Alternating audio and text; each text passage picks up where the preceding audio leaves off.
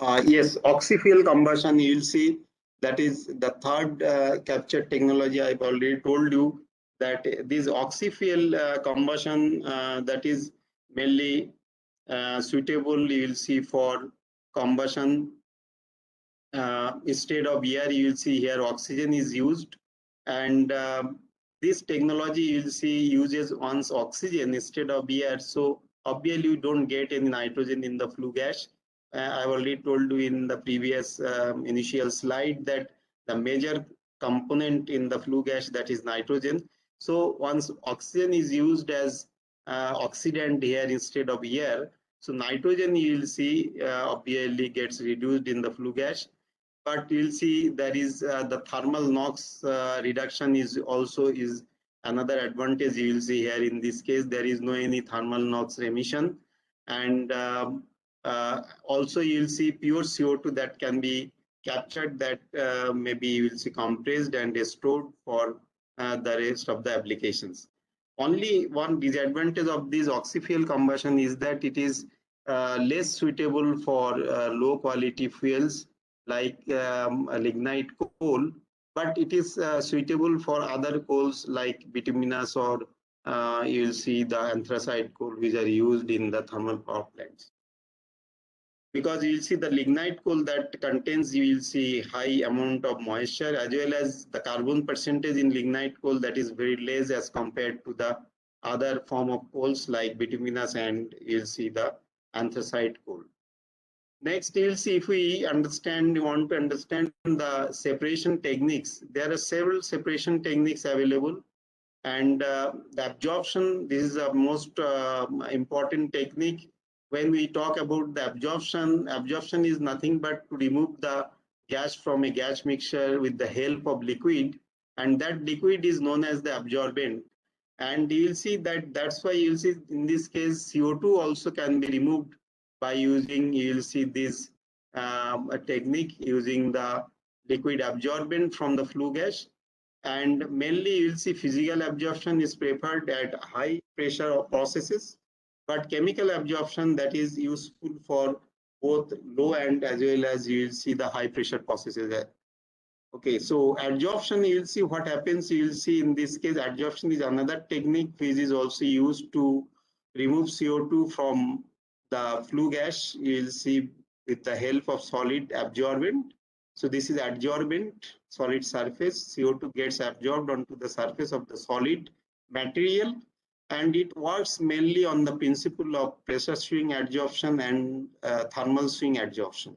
So both the adsorption technique, you will see that helps to remove CO2 from the flue gas stream, and CO2 adsorbed onto the surface of the solid that can be, you will see, dissolved at high temperature, and that can be removed also in pure form for further applications. Another technique you will see, that is the membrane separation technique. It is basically depending on the selective affinity of the membrane materials. So this is not much, you will see the mature technique for post-combustion CO2 capture. Because in India, what happens, we are in, you'll see, we are in adapting the CO2 capture system, you will see, for existing thermal power plants. So obviously you'll see this type of technique is not matured much, you will see, for to be applicable for, you will see, the post combustion CO2 capture. But you'll see there is there is some difficulties, disadvantages of this technique also, that if we see that the concentration of CO2 in the flue gas stream, you will see it is low. In that case, you will see membrane separation technique is not visible or feasible also. So you'll see that these are some of the disadvantages of this membrane separation technique. If we see the cryogenic distillation technique, this cryogenic distillation technique that is also used for CO2, for the capture of CO2 from the flue gas. And what happens in this case, the flue gas is cooled at around desublimation temperature between -100 to -135 degrees centigrade. So this is very high, very low temperature. You will see we have to maintain to liquefy this flue gas, and this liquefied flue gas that is in liquid form now is used. You will see in the cryogenic distillation, where you will see these gases are separated due to their difference in the boiling points. Okay, this is the principle of the distillation, and you will see that in this case the requirement of the big size of heat exchangers, that is one of the important demerit of this process, because you will see this heat exchanger to lower down the flue gas temperature at around -100 to -135 degrees centigrade. We need big size heat exchangers. So this is one of the demerit of this process. And if we see the advantage of the adsorption over the other other separation processes which I have discussed, in this case, you can see that it is easy in operation and it is simple also in design, low cost operation. Also, it has high removal efficiency, and that can be applicable also this technique for large scale industries for CO2 removal. So this is the advantages of absorption technique over the other ELC processes which we have discussed. And next you will see, if we go for, you will see the chemical absorption. Chemical absorption is very important. Primarily, you know that in this case, what happens if we talk about the CO2 chemical absorption, that CO2 that comes from bulk of the flue gas stream to the gas liquid interface, and then you will see from gas liquid interface to it transfers from gas liquid interface to the bulk of the liquid phase. So what happens, you will see in this case, when CO2 that comes from, you will see the bulk of the flue gas stream to the gas liquid interface, and then from gas liquid interface to the bulk of the liquid streams, it faces three resistances in series. And one is first is gas resistances offered by the gas phase, and then the resistance is offered by the gas liquid interface, and finally it is due to the liquid phase resistance. So absorption, you will see sometimes you will see, if we see the lower pressure, if we exist, you will see at the interface, that means the driving force exists in the gas phase, that becomes more, and it causes, you will see the transfer of CO2 from bulk of the gas phase to the interface more and more. So our aim is to reduce, you will see, the pressure, equilibrium pressure at the interface, gas liquid interface. So it actually happens if we see the chemical reaction between the dissolved gas and the absorbent. You will see it actually enhances the rate of absorption, because you will see in this case it reduces the equilibrium partial pressure at the gas liquid interface. Now, if we know that the reactions may be of, you will see, the irreversible or reversible reaction.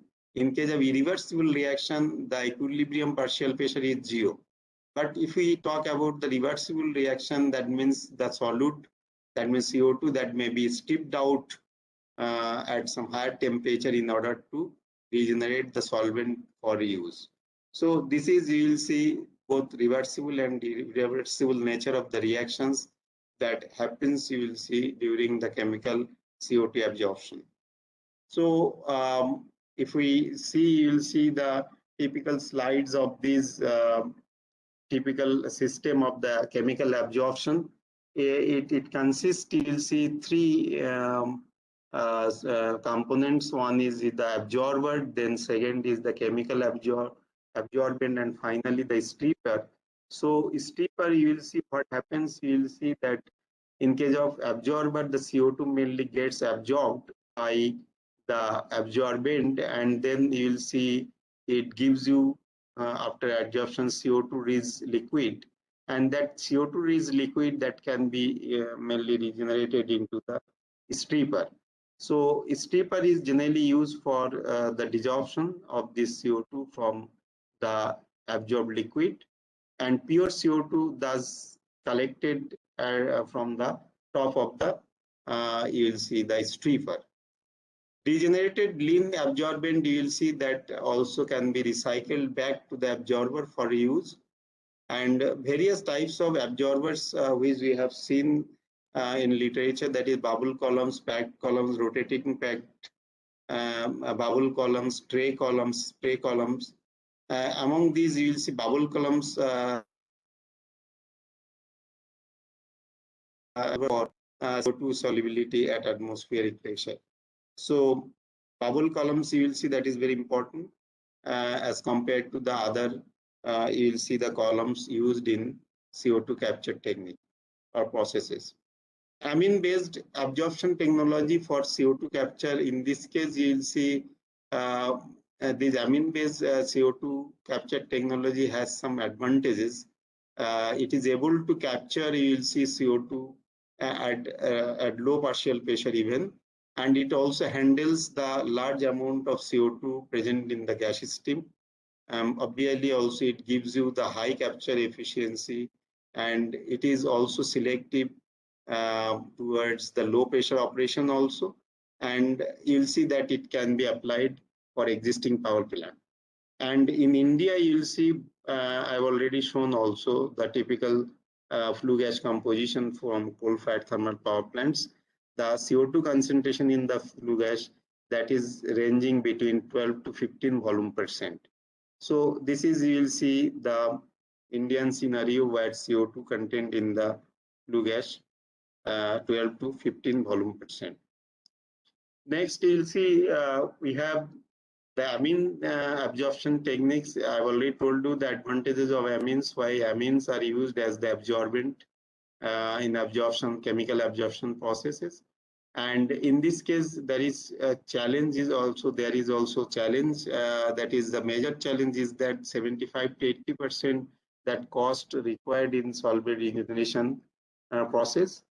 And if we use the conventional amine, so that's why you will see we have to go for, you will see the combination of amines so that we can reduce the overall solvent regeneration cost, so that you will see the solvent that can be regenerated which can be recycled back to the absorption column again for further removal of CO2. So the main aim is to reduce the solvent regeneration cost, because as of now you will see there are two, you will see the plants, amine-based absorption plants, you will see they are working in the world and not in India, and where you will see we have observed that 75 to 80% cost that is involved in the solvent regeneration. So it's very important. You will see how do we reduce this solvent regeneration cost. It is a major challenge for amine absorption technique. So that's why you will see we have to go for getting, you will see the innovative amines or amine blends also sometimes that you will see that is used to reduce the solvent regeneration cost. So prior to that selection of the amine solvent, we will see, we have to see what are the merits and demerits of different conventional amine. The primary amine you will see, that is monoethanol amine, MEA. It has a high heat of absorption and high degradation efficiency, as well as you will see that it is highly corrosive, you will see at any concentration. And if we see, you will see the secondary amine. So secondary amine, it has high heat of absorption and tertiary CO2 in the gas stream. So this is one of the disadvantages of sterically hindered amine when the concentration is beyond 38%. Diamine, you will see is piperazine. PZ is piperazine, that there is nothing but the diamine. It has limited solubility in water. Okay, so these are some of the merits, demerits of various types of amines.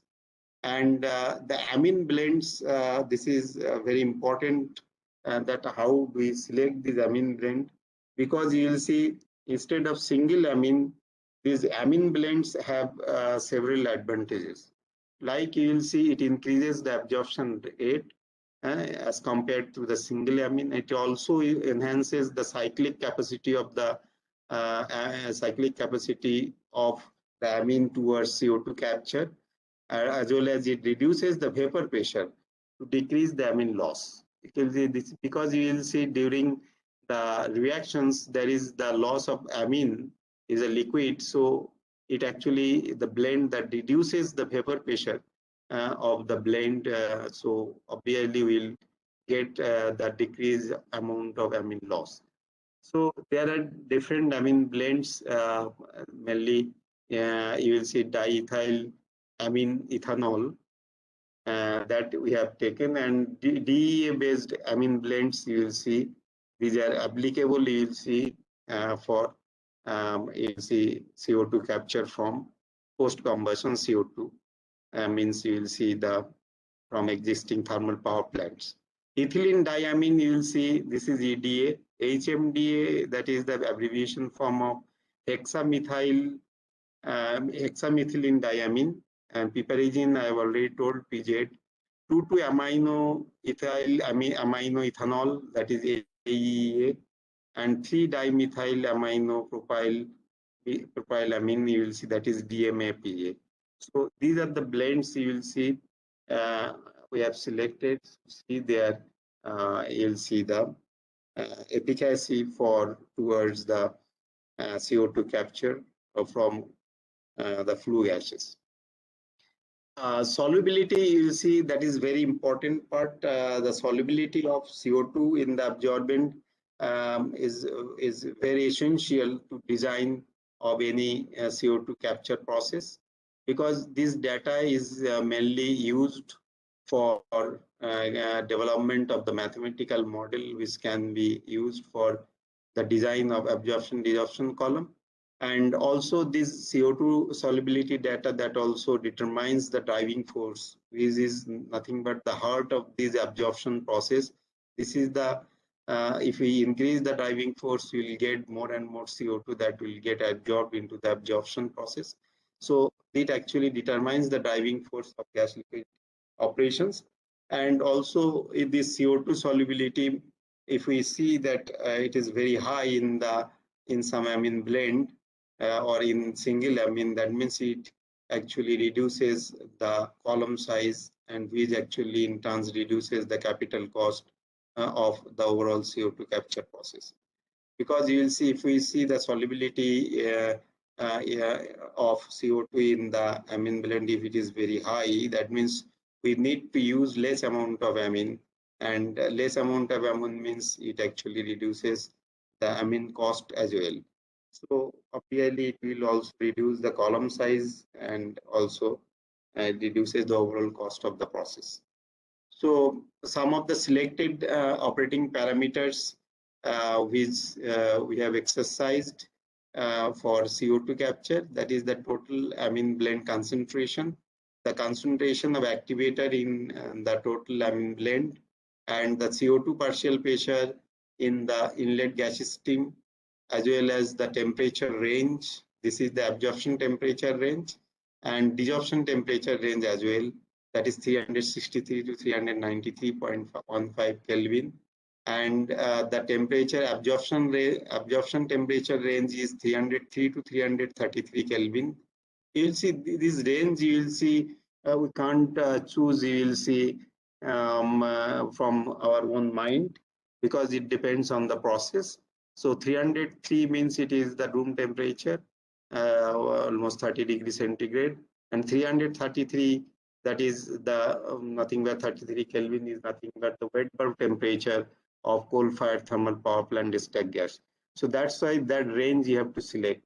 Similarly, if we talk about the CO2 partial pressure in the inlet gas stream, we have to select 12 to 15%, maximum 12 to 20% in some thermal power plants.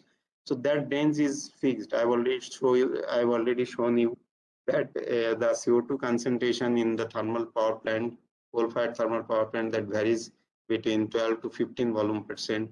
So you have to take from 10 to 20% for the experimentation regarding the CO2 partial pressure. So these are, you will see some of the important operating parameters we have to exercise in the experiments if we carry the experiment. And the major steps of this experimentation is that it involves first step to prepare the simulated gas stream. So simulated gas stream means we have to prepare the gas stream, because we can't use our experiment, we can't do the experiment in the industry, you will see for that thermal power plant stack gas, because these stack gases that are released mainly from the chimneys installed inside the thermal power plant. So these chimneys are very long, you will see. So we can't use that, you will see, for experimentation purposes.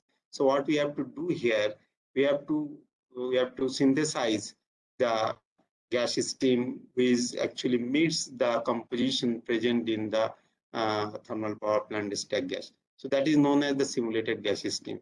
So this is the first step. How do you prepare? You will see the simulated gas stream. And the second step, this gas stream, from simulated gas stream, we have to remove CO2 using the absorption technique. And this absorption of CO2 in the absorption column, that is very important because it is heart of the process of any amine absorption technique for CO2 capture. So you'll see the after absorption, we have to analyze the gas streams.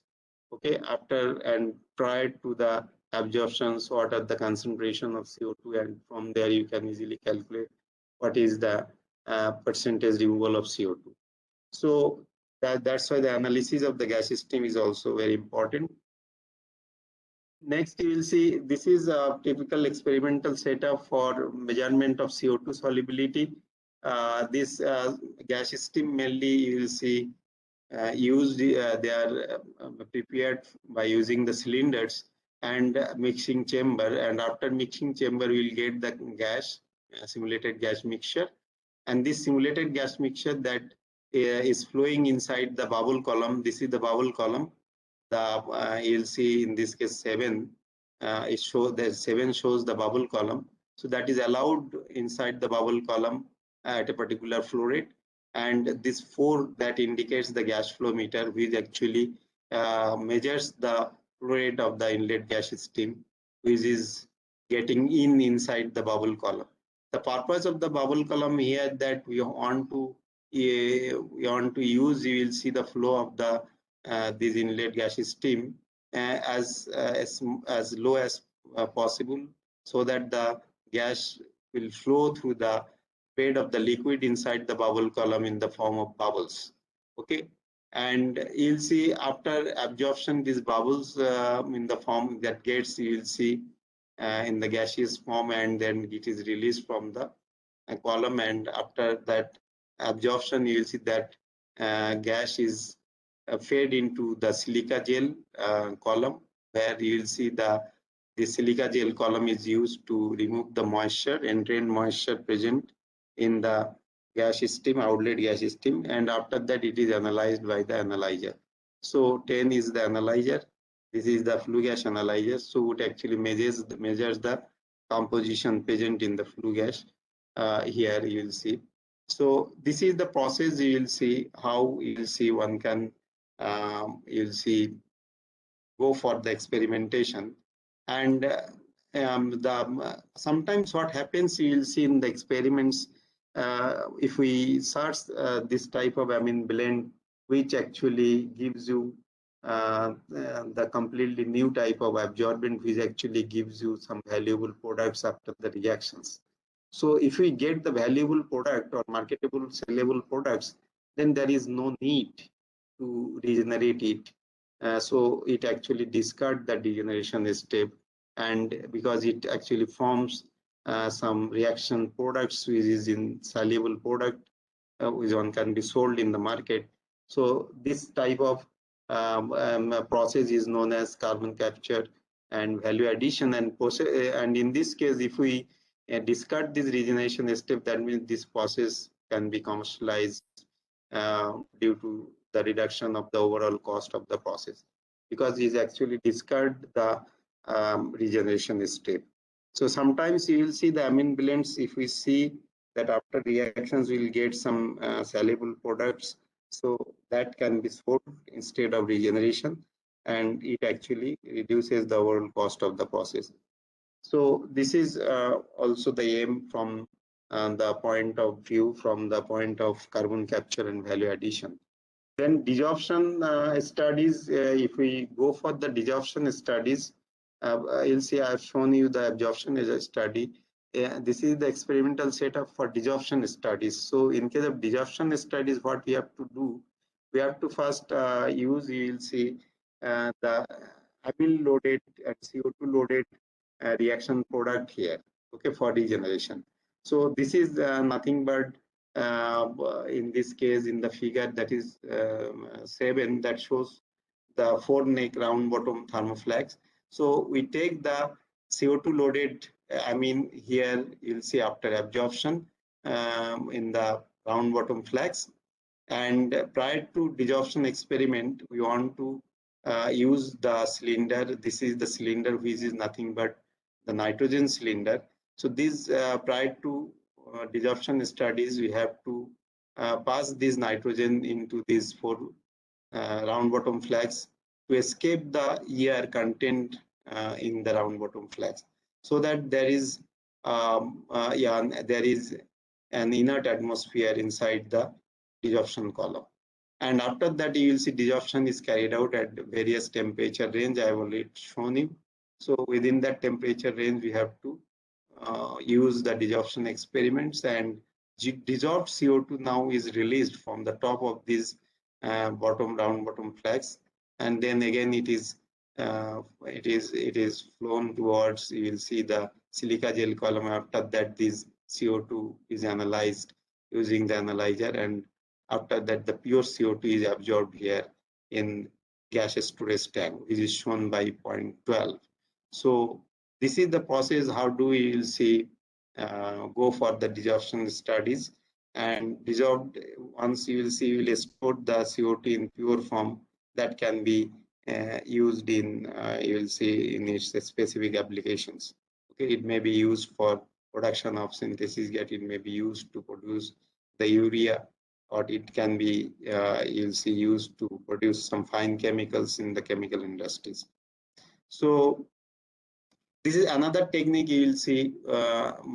Instead, if we because we have to check the capacity of the amine blend, not only you will see from the point of view of the analyzer. So analyzer, you'll see how it is so very important and efficient, so that accuracy of that analyzer is okay. It is okay from the instrumental manufacturing point of view. But if we go for the analytical technique also for getting the CO2 solubility also, so in this case you will see we can check both the readings, and so that you can sure that, because you are starting with some completely new absorbent, you can't have any data, so you have to check your data. You'll see whether it is accurate data you will get, or whether there is some you'll see the wrong data you will get for the CO2 loading. So for that case also you can double check this by using this analytical technique also. This is direct titration method which is used also. And in this case what happens, there's different time intervals. You will take out the sample here you take out the sample, you will see from here, and then this sample you will see you can heat it, you will see at different temperatures. There is a this is a, you'll see the stirrer, magnetic stirrer. So there is a magnet inside this flask, and you'll take the CO2 loaded solution after a certain time during the absorption operations, and you want to see how much amount of CO2 gets loaded into that liquid. So and this is the burette that is used to feed the hydrochloric acid inside these flags, so that you will see one can easily titrate and get, you will see the release CO2 here by using the water displacement technique, how much amount of CO2 is released in terms of volume, and ultimately you will get the CO2 loading here also. So it is also another technique, the analytical technique one can see for finding out. You'll see the CO2 loading analytically, and this is the formula you will see that one can use to find the CO2 loading. This is equal to V CO2 minus HCl. This formula you will see where the VCO2, this is nothing but the carbon dioxide released. In the previous year, I've already shown you that how the carbon dioxide that is released, you will see in the presence of HCl, it is titrated and it releases the carbon dioxide.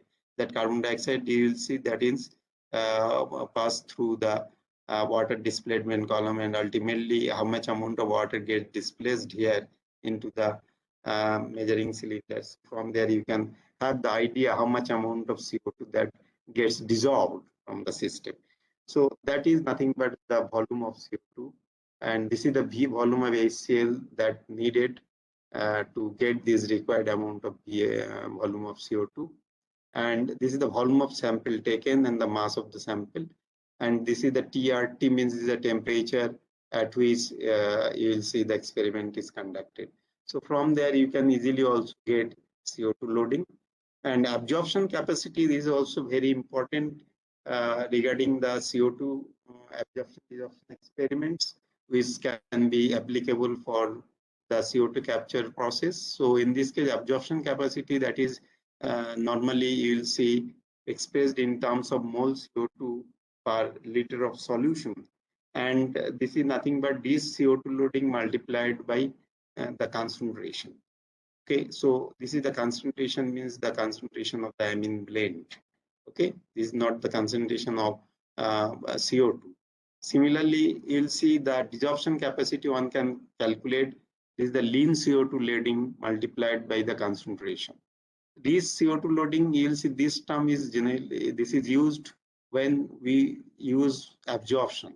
So during absorption, what is the CO2 loading? That is generally denoted as it is CO2 loading, and lean CO2 loading, that is happened during the desorption operation. So that is you can get the desorption capacity and during the desorption CO2 loading multiplied by the concentration. Then cyclic loading is very important. This is the difference between the rich CO2 loading and lean CO2 loading. So one can get, you'll see the cyclic loading also. And this cyclic capacity is nothing but the, like as the cyclic loading, it is absorption capacity minus desorption capacity. Because you will see that cyclic loading is nothing but this CO2 loading minus lean CO2 loading. So similarly, the cyclic capacity one can find by finding out the absorption capacity and desorption capacity. Degeneration efficiency one can easily find once you get the cyclic capacity and absorption capacity. So cyclic capacity divided by absorption capacity multiplied by 100, that actually give you the regeneration efficiency. And initial absorption rate, this is also very important, and that we have to find. You will see the absorption characteristics curves, which I will discuss later on. And the initial desorption rate also you can find from the desorption characteristics curves plot. Okay, from the plots of desorption characteristics curve. So these are very important, some of the important absorption desorption parameters which one has to know to analyze the system. And these are the amine blends which I already told you, that DEA, PJ, DEA is MDA, DEA, EDA, and DEA, DMA, PA, DEA, AEA. So there are various amine blends, and these are compared with the result of single amine also, monoethanol amine and diethanol amine. So you'll see this monoethanol amine, you'll see this is nothing but known as the benchmark amine, because this is the amine, one of the, you will see the one of the CO2 capture process that is installed in Canada, that is based on the MEA. Okay, so MEA, there are 2-3 plants are there for CO2 capture, and we have seen that this MEA, that's why is known as the benchmark amine, and one has to compare with this because it has very high loading. At the same time, it is very corrosive towards the materials used in the overall CO2 capture process. So materials of various equipments used in the overall CO2 capture process.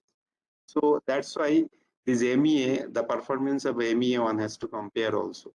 So in this case, if we see that in this case, the equilibrium solubility for DEA and HMDA shows maximum, you will see the equilibrium solubility as compared to other blends as well as the benchmark amine MEA. So if we see that the solubility is more, that means it reduces the column size. So column size means the absorption column size. So this is very important. And in this case, we have observed that this DEA-HMDA blend that shows you will see the maximum equilibrium solubility barely reduces the column size as compared to the other amines or amine blend shown in the figure. So similarly, you'll see absorption capacity versus time. It is also one of the indications that how you'll see the absorption capacity that changes with the absorption time. So during the time, you'll see time of absorption, how it behaves and how the absorption capacity that behaves with the absorption time. So in this case also, if we compare all these amine blends, we can see that DEA-HMDA blend, you will see it shows you will see the maximum absorption capacity among all the blends. Okay, and as well as single amine also. So this is the absorption. This is sometimes known as the absorption profile of carbon dioxide in various amine solutions. And absorption profiles means how it changes with time, and absorption capacity how it changes with time. Next, you will see the absorption rate that is also plotted here. This absorption rate of CO2 that is shown, and this absorption rate you will see how it behaves with various amine blends. So in this case also the DEA-HMDA blend that shows you will see the maximum absorption rate. So in this case also, if we find that the absorption rate increases, that means the column size in terms column size all decreases. So it is also the function how the size of the column you will see one can design if we see that a particular blend that shows you the maximum absorption rate. So obviously it reduces the column size, and in this case from the experiment it shows that DEA-HMDA blend that shows maximum absorption rate. And absorption rate you will see that is one can find from the absorption plot I already told is the initial if we suppose consider any blend or any you will see single amine. So here what you have to do, you have to initially you will see this is linear, the absorption is linear. Okay, so at around 0 to 40 minute you will see it is linear. So one can easily find the slope of this linear portion of the absorption capacity profile, and this slope divided by the time, you will see this slope actually gives you the absorption rate, initial absorption rate. So that is shown here, initial absorption rate, mole CO2 per liter per second. And similarly, absorption rate and absorption capacity, when we plot both, because both are, you'll see the important parameters for absorption operations, CO2 absorption operations. So in this case, we would expect that the amine blend should have both absorption rate and absorption capacity, both more amount of absorption rate as well as absorption capacity. So in this case, DEA-HMDA that shows you will see the maximum absorption rate and as well as maximum absorption capacity.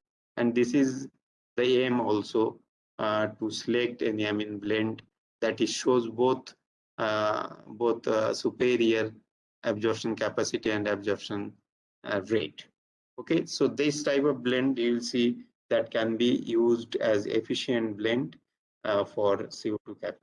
Okay, for efficient blend, we should expect enhanced absorption rate as well as enhanced absorption capacity.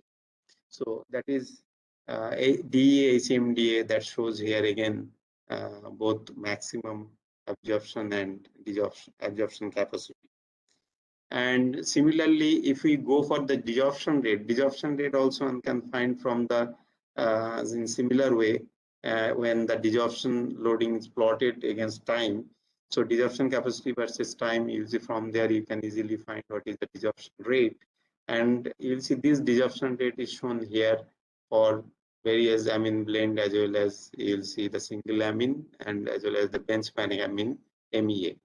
And in this case, you'll see there is little higher DEA, ACMDA that shows maximum, but there is not much variation about DEA, PZ as well as DEA, EDA.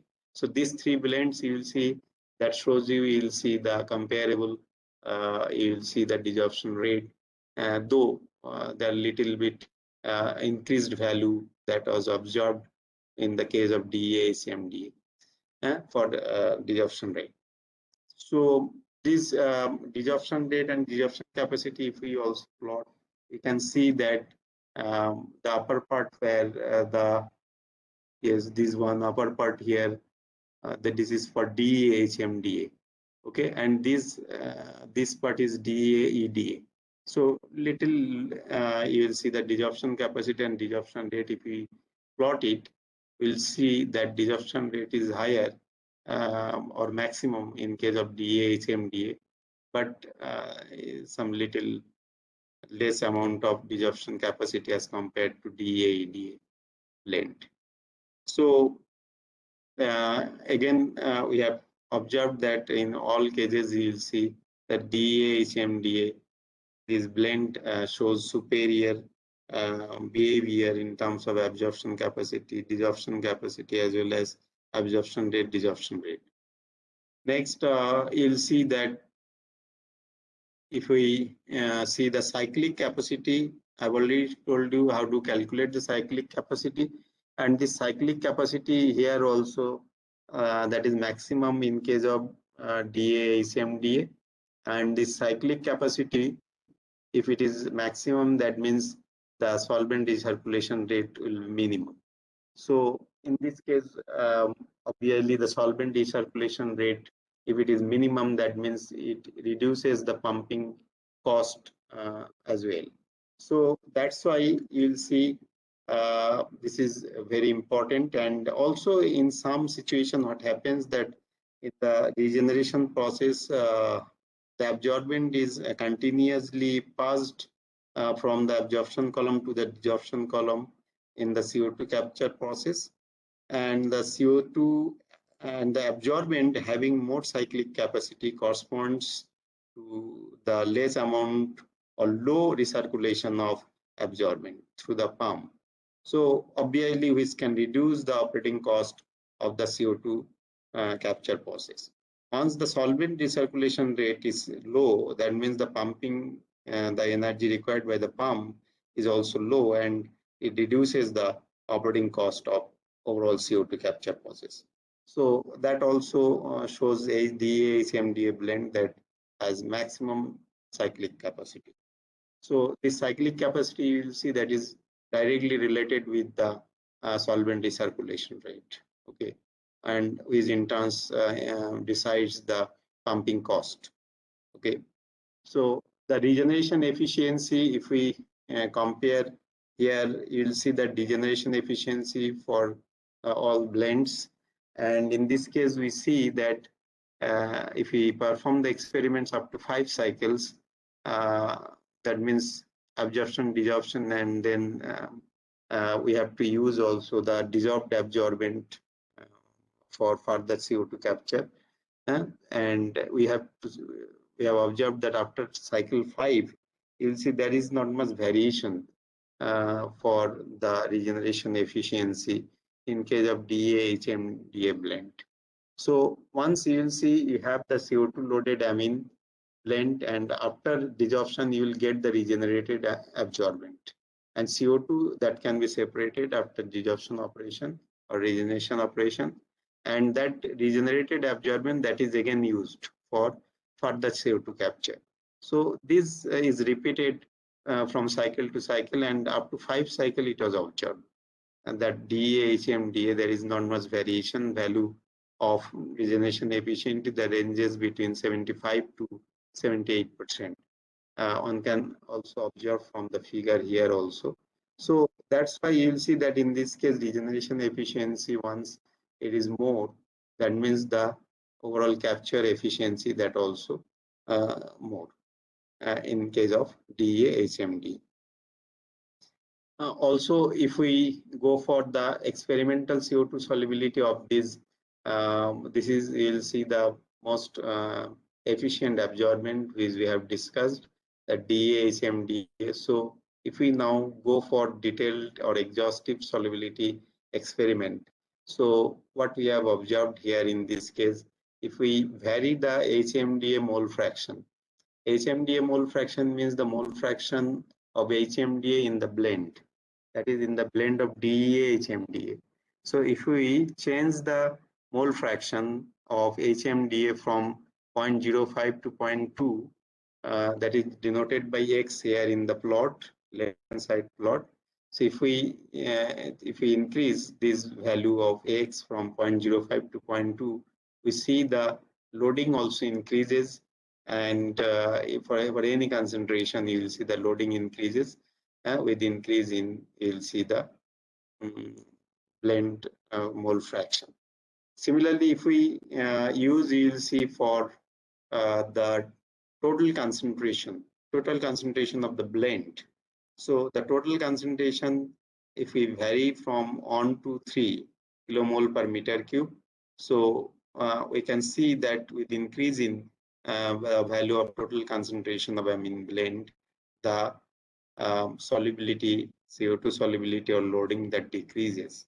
So why this CO2 solubility decreases with increase in the concentration of the amine blend, total concentration of the amine blend? Because you will see that when we increase the total concentration of the amine blend in the liquid, it actually gives you the it's a more dense form of the liquid, and which offers more resistance towards the CO2 CO2 capture in the liquid system. Because what happens in this case at the gas liquid interface, I have already told you that when CO2 that comes at the gas liquid interface, you will see it gets first dissolved into the liquid, and then it transfers from the gas liquid interface to the bulk of the liquid phase.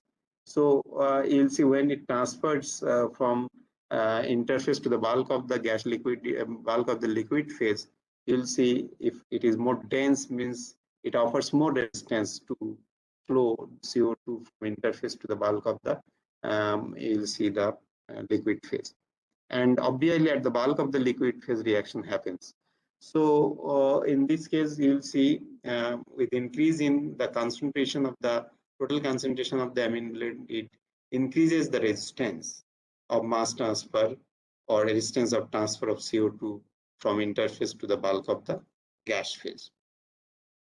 Another aspect you will see, if we see the carbon dioxide partial pressure, I already told you in the thermal power plant, the flue gas in India, the composition of CO2 that varies in between 12 to 15%. So we have carried the experiments between 10 to 20%, and in this case, with increase in the partial pressure of CO2 in the gas stream, you'll see the loading also increases. So in this case, what happens, you will see the partial pressure of CO2 when it increases in the bulk of the gas phase. So it in turn increases the overall driving force. Means driving force exists in the gas phase, means this is the concentration difference between the concentration of the CO2 at the bulk of the gas phase and the concentration of CO2 at the interface. So if the concentration at the bulk of the gas phase is more, that means the difference is more, driving force is more between the bulk of the gas phase and interface. So it allows you to see more and more CO2 from bulk of the gas phase to the interface. So obviously you will see what happens in this case with increase in partial pressure, you will see the loading also increases. Because you will see in this case, this partial pressure is nothing but the concentration of CO2 in the gas stream. Obviously, you will see if we talk about the concentration in the gas stream, that is nothing but the partial pressure. Okay, that's it is it is shown in terms of partial pressure. If we want to see the effect of temperature, you'll see the temperature I've already told you that is in between 303 to 333 Kelvin, and 333 Kelvin is almost this is approximately equal to the wet bulb temperature of coal-fired thermal power plant stack gas. So that varies from room temperature to that temperature. Okay, so the temperature of the stack gas temperature. So with increase the temperature from room temperature to the wet bulb temperature of the thermal power plant stack gas, you will see the CO2 solubility or loading that decreases. And it is a natural phenomena. You know that any cases where if we talk about the solubility of gas, it is the solubility of gas that mainly decreases with increase in temperature. Okay, so that's why here also the solubility or loading of CO2 that decreases with increase in temperature from room temperature to the wet bulb temperature. Next, you'll see if we want to you'll see the calculate the heat of absorption. So heat of absorption, what is this we want to see, because heat of absorption is a very important part during you will see the chemical CO2 absorption process, and this heat of absorption is normally calculated by using Gibbs-Helmholtz equation. So this Gibbs-Helmholtz equation is very important equation one has to use to calculate the heat of reactions, and is sometimes known as the heat of absorptions.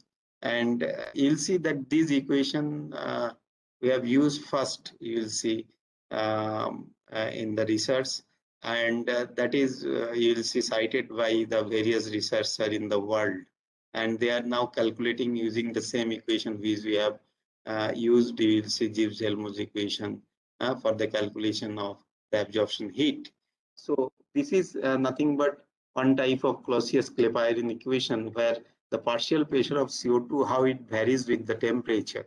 So it is just in the form of d ln partial pressure of CO2 divided by d inverse of temperature, which is equal to delta H absorption by R. So this delta H absorption, heat of absorption, one can easily find by using these expressions, and we can see that if we consider any any of the line where suppose 0.803 or 0.842, the slope of this line that actually give you the value for delta H absorption by R. So R value everybody knows, and delta H one can easily calculate. So this is actually obtained from the slope of this line. Okay, d ln ps CO2 divided by d1 by t. So this is nothing but slope of this line. Okay, so if we find the slope of this line, we can easily find what is the heat of absorption. And normally the negative heat of absorption is considered as the heat of desorption. So this average heat of absorption, it has been calculated because there are various plots which we have considered at different, you will see the solute loading for DEA, HMDA. Okay, so these are the different solute loading. This is not a solute concentration. Okay, this is not the blend concentration. This is the solute loading. Solute loading means CO2 loading. Solute means CO2. Okay, so in this case, this is the different CO2 loading we have used here, and once they are not much parallel, if they are parallel, so we'll take the same value. If it is not parallel, so we have to find the average. So average slope of the all lines you have to calculate, and that actually give you the average heat of absorption. And this average heat of negative average heat of absorption is considered as the average heat of desorption. So that is calculated here, and average heat of absorption, that is around minus 68.84 kilojoule per mole. Okay, so this is for this DA HMDA blend. And if we compare with other comparable blends, I've already shown DA, DA, and DA, AEA. So all these blends you'll see the average heat capacity D for DEA EDA blend, it is 70.50, 70.5 kilojoule per mole. And if it is for DEA AEE, so it is 72.44. And DEA HMDA, this is 68.84. So in this case, what happens that the heat of CO2 desorption, that is maximum for DEA EEA blend and minimum for DEA HMDA blend. So once you will see heat of desorption, CO2 desorption is minimum in this case. So this can be considered as the best absorbent for CO2 capture. So that's why DEA HMDA is considered as best absorbent here. And once heat of desorption is less, that means we can reduce the regeneration cost. I already told you the one of the major challenge faced by the world. You will see for CO2 capture from thermal power plant, stack gaseous coal-fired thermal power plant, that is nothing but the heat of regeneration. So this heat of regeneration that only can be reduced if we get lower value of heat of desorption. So in this case, we guess the minimum value of heat of desorption for DEA SMDA blend. That means in turns, this blend shows you will see the minimum regeneration energy. So this after regeneration, you will see this absorbent again can be used for further CO2 capture. So these are there are some of the experiments one can use. You will see the instead of bubble column, you can use also the agitated vessel also. You'll see what happens that in this case, bubble column widely used, but you'll see agitated vessel also one can use by using. You will see this agitated vessel. You can see also the performance of various amine blends towards CO2 capture, and all those parameters you can easily calculate. So in my opinion, you will see anybody anybody is interested to do the experiments based on the agitated vessel. You'll see may give you the better result also. Or after getting, you will see the experimental result one can conclude. Okay, so in this case, mainly two types of semi-batch operations actually. This is semi-batch operation, bubble column, as well as the agitated vessel. They are not continuous operation because liquid that is taken inside this column, that is in batch form, and gas is flowing continuously. Okay, so gas is the continuous phase, while liquid is in the batch form in bubble column as well as the agitated vessel. So that's why it is known as the semi-batch operation. And in case of bubble column, you will see the axial mixing is generally responsible for the removal of any solute or CO2 from gas stream to the liquid. Whereas in case of agitated vessel, in this case, we have swirling mixing. So swirling mixing means it has the combination of both axial as well as the radial mixing. So both axial and radial mixing effect one can also see.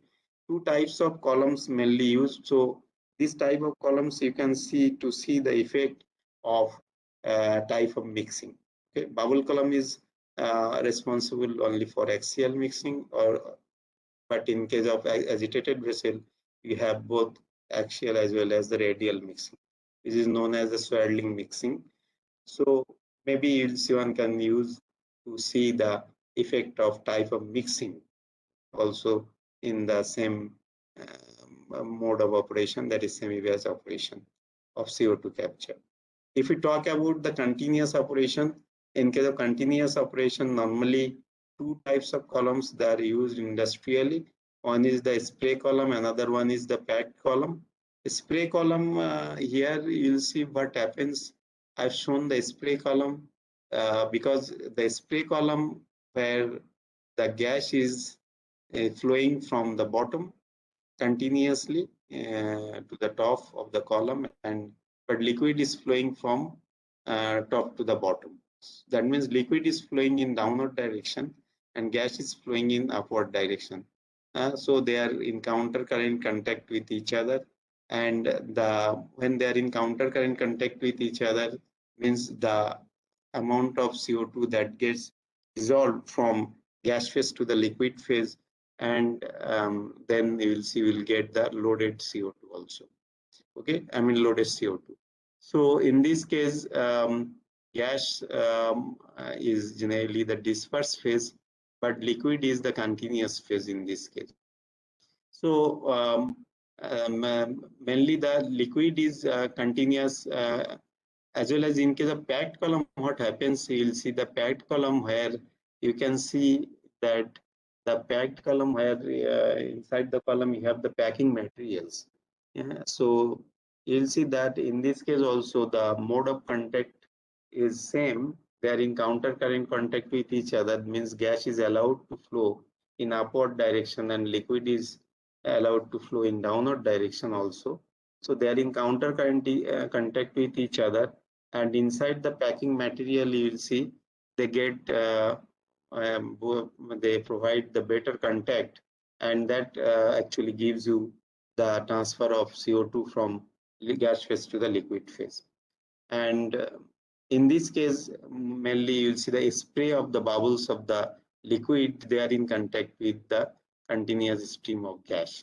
So this continuous stream of gas is in contact with the spray of liquid, and liquid is in the form of bubbles. So the bubble dynamics also you have to see, and you have several types of teeny bubbles are present inside the column, and it depends on the nozzle velocity through which the liquid is drawn inside the spray column. So that also gives you, you'll see the more and more CO2 capture from gas phase to the liquid phase. In case of spray column, obviously the pressure drop that is low as compared to the packed column. But if we see, you will see the pressure drop is also very important factor. Okay, if you see the pressure drop is less, that means it not to you will see go for more the lower cost. Okay, because gas is flowing in upward directions and liquid is flowing in downward direction, and if the recirculation of the liquid is also needed for continuous operation without any interruption of the process in the industry. So this recirculation cost that gets affected by the pressure drop inside the column. So packed column that provides more pressure drop as compared to the spray column. So that's why spray column one can use for you'll see continuous removal of CO2 from flue gas. So this is one of the important aspect where you can see the continuous removal. So this is some of the conclusions which I have already told you, that the CO2 equilibrium solubility in amine solution that follows the maximum for DEA HMDA blend and minimum for the single amine DEA. Absorption capacity was also increased by 100%, you'll see, for 100%, as well as you'll see 94.99%, 92.94%, and 70.39% with respect to DEA. This is obviously for DEA HMDA blend. And the initial absorption rate that follows the trend, which we have discussed already, is maximum for DEA HMDA blend and minimum for DEA. Initial absorption rate also follows the same behavior towards the blends and the single amine. And cyclic capacity in this case is maximum for DEA HMDA blend, but minimum is for MEA. Regeneration efficiency, that is, you'll see for all amine blend decrease slightly from one cycle to the another cycle. So that they can be used, you will see, in continuous process. Among all these blends, you will see, as well as the single amine DEA and MEA, DEA HMDA, that shows, you'll see the superior absorption, desorption and regeneration potential towards CO2 capture. And similarly, if we talk about the solubility of CO2, that decreases with increasing temperature, as well as also that decreases with increase in concentration also of the amine blend, but it increases with increase in CO2 partial pressure. Some heat of absorption, if we see that heat of absorption, that is, or in terms of desorption, if we see, so desorption heat is minimum in case of DEA HMDA blend. So overall DEA HMDA blend that shows most effective absorbent for CO2 capture. So thank you very much for your patience. Okay, thank you. This is the end Thank of you. question. Thank you, sir. Any questions? If there are any questions, you can take up the questions. Darpan, please unmute everyone so that if there are any questions, you can take up the questions. Okay, I'm unmuting all. Okay, madam. Yeah. Anybody want to ask questions? Please ask.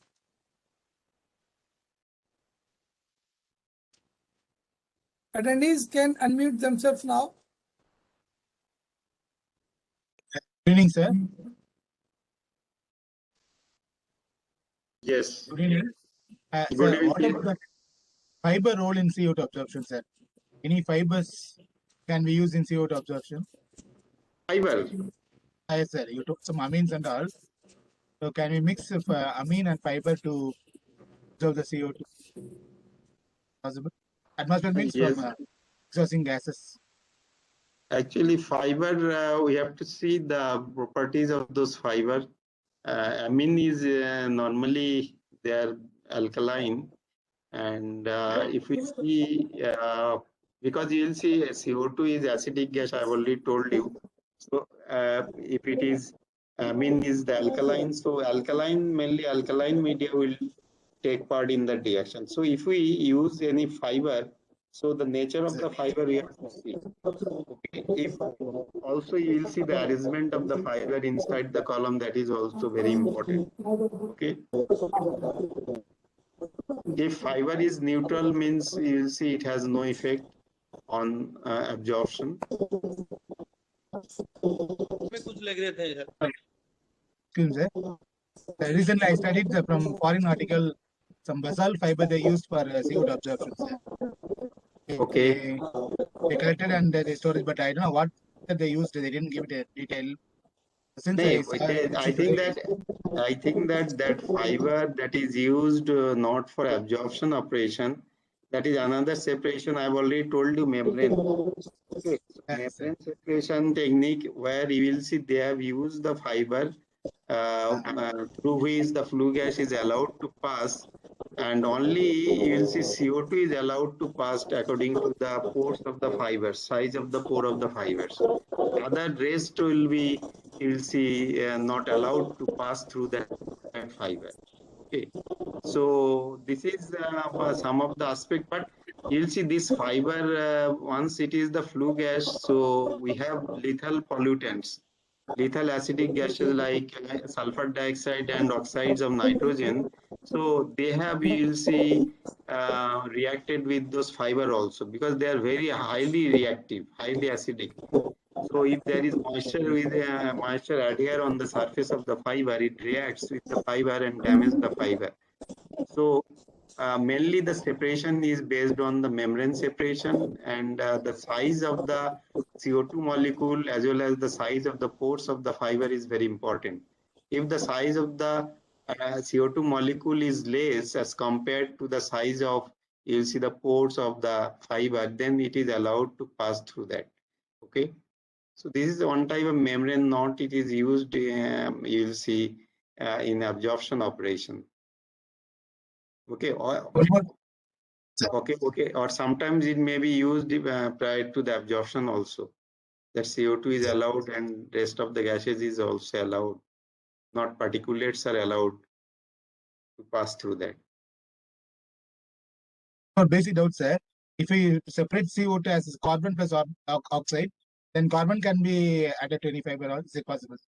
Suppose it's possible to separate Carbon dioxide into carbon and oxide. Carbon- Some reaction we can separate into carbon and oxide. Then is it possible to capture carbon through fibers? Oh. Sir? Is it possible? Okay, you are talking about that carbon dioxide is depleted into carbon and oxygen. Yes, sir. Carbon and oxygen.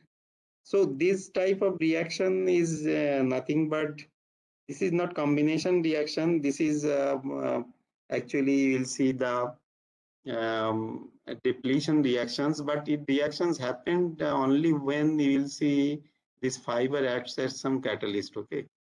Otherwise, the carbon dioxide that cannot be depleted into carbon and oxygen.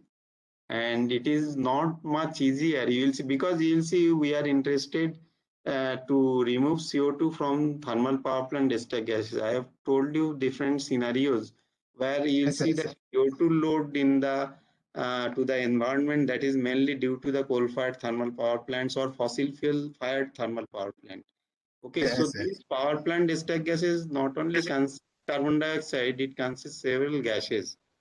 Okay, so our aim is to remove all those pollutant gases along with CO2.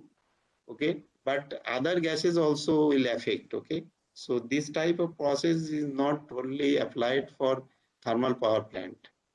Okay, it is not applied for thermal power plant because there are several components are present, several gases are present. Okay, sir. Thank you. Thank you. Okay, Any other or questions? anybody? Yes.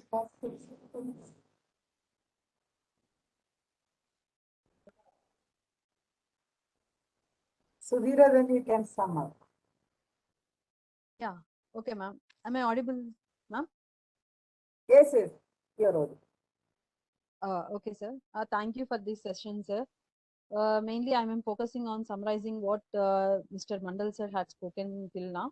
So he basically elaborated the sources of CO2 emissions and other contributions for CO2 emissions. He also mentioned about the global environmental problems because of CO2 emissions, which leads to release of greenhouse gases, thereby global warming, etc. So he mainly focused his research on removal or capture of CO2 by different processes like post-combustion and capture, or pre-combustion CO2 capture, or oxy-fuel combustion. These are the three important processes where he had focused every day. So he also focuses on how to remove that captured CO2 by various separation techniques like adsorption technique, absorption, membrane, cryogenic distillation techniques, and moreover. So his major challenge is basically on amine absorption process, where he has to reduce the solvent cost for solvent regeneration, where conventional amine is used for CO2 capture process. He also focused on several desorption studies and also developed a completely new adsorption system, keeping in view of CO2 capture and value addition. He also shows some experimental setup images for measurement of CO2 loading, desorption capacity, and desorption rate also. He mainly explained various selected operating parameters like amine blend concentrations, temperatures, and etc. Also projected various steps for experimentation like analysis, absorption of CO2 in column studies, and preparation of gas streams, etc. And also explained Chittick apparatus for the analysis. He also focuses on efficient absorption blending. To enhance that, we have to make maximum absorption rate and maximum absorption capacity. He also illustrated about various parameters like cyclic capacity, regeneration efficiency, and also CO2 solubility in different amines, and also compared different blends of amines like BEEA plus EDA and BEEA plus AEA separate. So he also compared different amines also. So thank you, sir. Thank you for spending your valuable time in spite of your busy schedule. And thank you, one and all. Thank you. Okay, thank you very much. Thank you. Thank you, everyone. Thank Okay, you, thank you. Sudhira.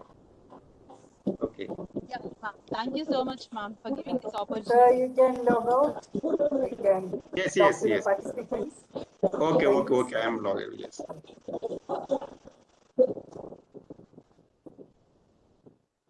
Sir